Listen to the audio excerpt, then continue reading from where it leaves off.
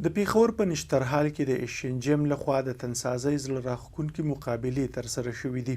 په ګڼ شمېر کې تنسازانو د خپل بدن نمایش کړی او د ناستو سلګونو حاضرینو نه یې داد ترلاسه کړی دی.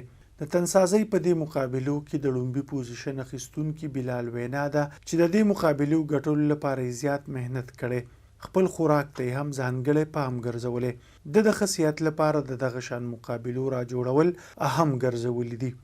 مایا دا چکن شو چاولې شوې او انډې شوې دا هم خوړل بس او ارسه بندو را باندې جونیئر فرست پوزیشن مې واغستو الحمدلله. بل کال انشاءالله اراده د مشتر کال پس مقابلې د کلب.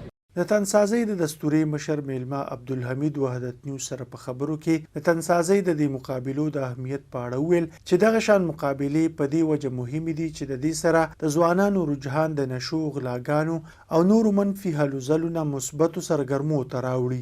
د مشکور ما د ایشین جیم والا چې هغوی دغه رنګ پروګرامونو انعقاد کوي لګیا دي او دې سره دونه فایده به کېږي زموږ د صوبې ته. او زه خو دوی نه دا درخواست وکوم چې پورا پاکستان کې داسې پروګرامونه شروع کی ولې چې دې نه د هلکانو یو ټیم جوړیږي. هغه ټیم کم خلک چې دې وخت معاشي بولهار کې دي، بوران کې دي او د نشې عادت شو دغه خلک، نو د دې دا کاوش چې کم دی نه د صوبه سرحد دپاره هغه نوجوانانو دپاره یو ډېر ښه پروګرام دی. خلک د نشې نه هم پاتې شوې او خلک د اخوا دېخوا د ګرځېدو نه هم پاتې شو. او چې داسې پروګرام زه وایم چې پاکستان بر کې وشي نو هغه به ډېره ښه پاتې شو. د صوبایي حکومت زه وزیر اعظم صاحب ته او د صوبایي ګورنمنټ ته دا درخواست کوم چې د دې رهنمایي وکړي، ولې چې د دې رهنمایي به کوي که نه نو صوبه کې به بد امني به ختمېږي.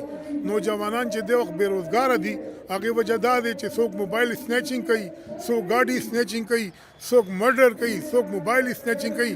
نو که صوبایي حکومت د دې رهنمایي وکړو نو زه امید لرم چې انشاءالله دا شیدونه به کمې وشي. د تنسازۍ په مقابلو کې برخه اخیستونکو د مرکزي او صوبایي حکومتونو نه غوښتنه کړې ده چې د ځوان کول د ښه تربیت لپاره د دغه شان صحت افزا هلو ځلو ډاډګیرنه او سرپرستي وکړي. د کیمرمین محمد خالد سره حضرت یوسف، وحدت نیوز، پیښور.